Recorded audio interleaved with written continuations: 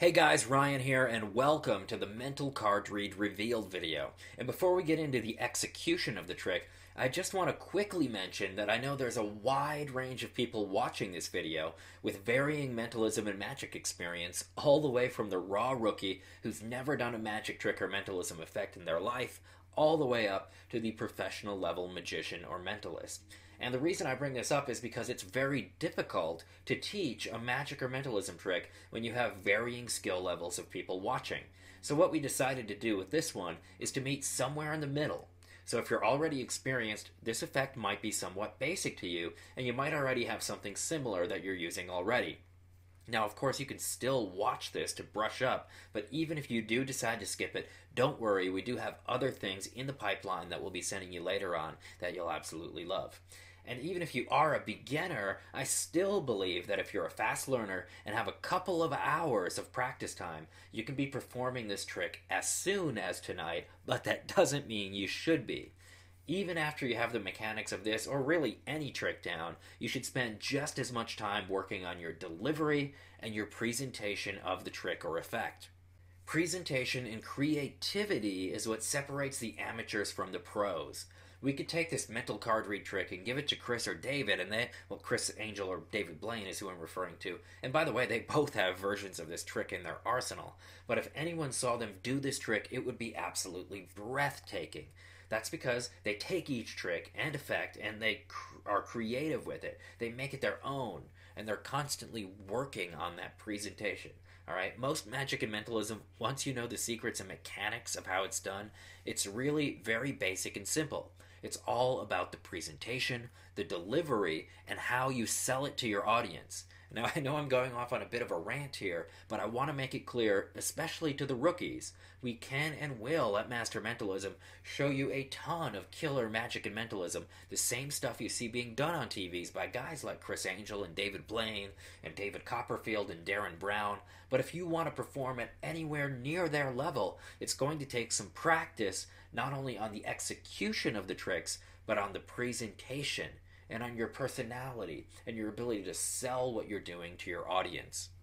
Okay, enough on that. Let's move on to the mental card read.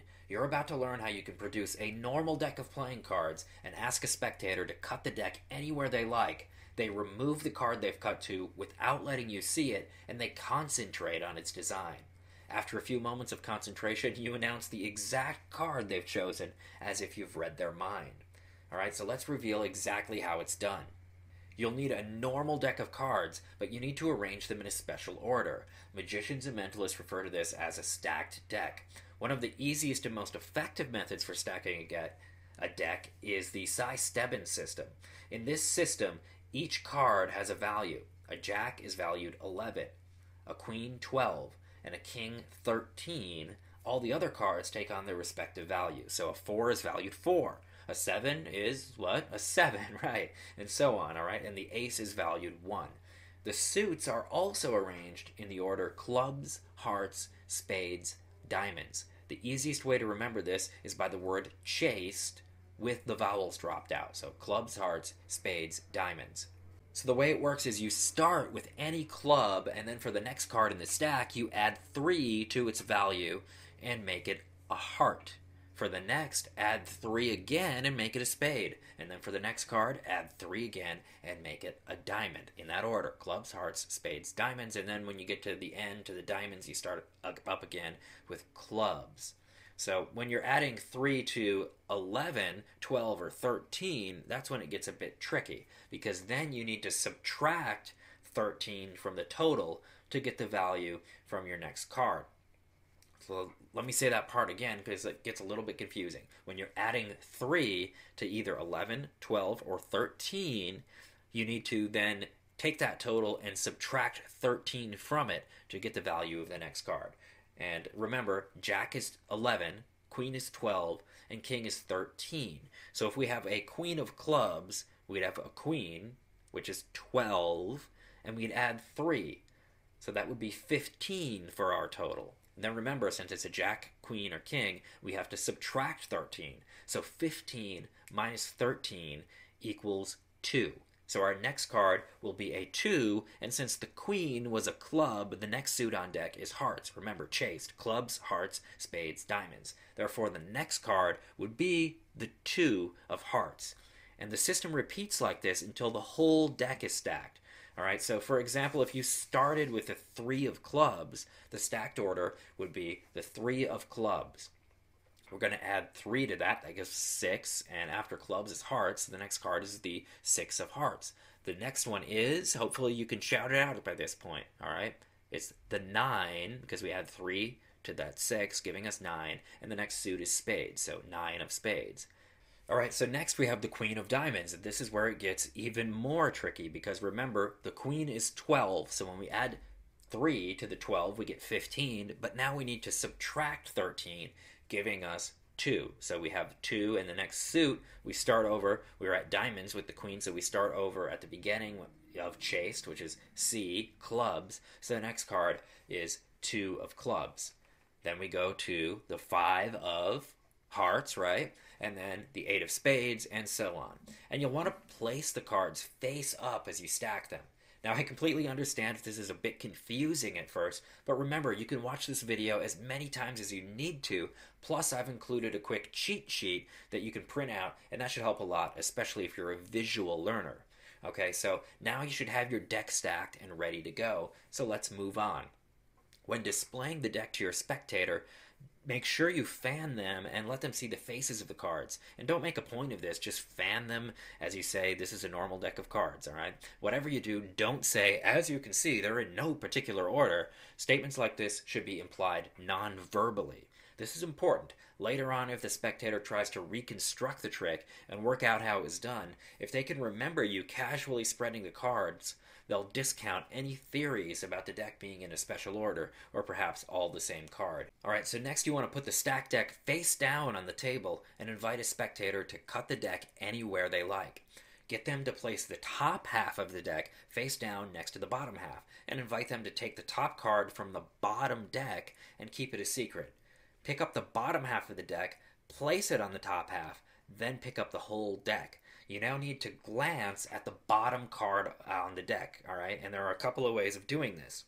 You can either put the cards back into their box, casually glancing at the bottom card as you do so, or better still, hold the deck in front of you as if demonstrating to the spectator how to hold their card, and either method really will need a simple verbal misdirection, such as, now hold your card up, keeping it secret, and concentrate on the design. And as they concentrate, ask them to look into your eyes and pretend you're looking for subtle psychological clues as to the value of their card. You can also look at micro movements in their facial muscles. All you need to do to name their card is work out the next one in the sequence. So if the bottom card was the Ace of Hearts, then you know that their card is the 4 of spades. Hopefully you're able to shout that out. If not, it's okay. You'll have the ability to go back and watch this video, look at the cheat sheet until you really get it down. All right. And rather than simply just naming their card, you want to increase the drama and effect of mind reading by revealing it bit by bit. The color first, then whether it's a low, high, or picture card, then name the card in full. And to really play with the system, you can subtly suggest that you're about to read the wrong card. For instance, let's say the spectator's card is the 9 of clubs. You might reveal it in the following way. Okay, it's a black card, yes? And then you look for some visual confirmation. I'm getting an a 5, a 5. No, it sounds like 5. It's a 9, yes? It's definitely not a spade, so it must be the 9 of clubs. Alright, so that's one way you can do it. And another method of revealing the chosen card is to draw it on a notepad. Keep your drawing hidden, then invite the spectator to turn around their card and announce the design. You can then flip over your notepad, revealing the exact same design.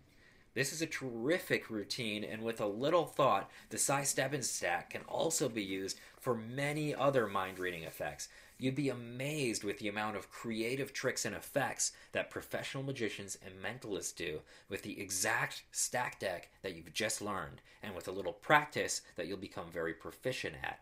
Plus, another huge benefit is that the stack is instantly ready to use again simply by putting the spectator's chosen card on top of the deck face down. Now, later on in Master Mentalism, we'll get into other methods for stacking decks as well as other card forces, but don't discount the size step and stack deck. It's easy once you get it down, and it works. Alright, so there you have it, the mental card read. I hope you enjoyed it and that you're able to freak a ton of people out with it. And this is just the first in a series of videos and content that I'll be sending you over the next few days. So just give me a day or two, or maybe 3 days, to prepare your next video, your next piece of content for you, and I'll be sure to send an email out to you and let you know when that's ready. Alright, so once again, it's Ryan from Master Mentalism, and I hope you have a great day.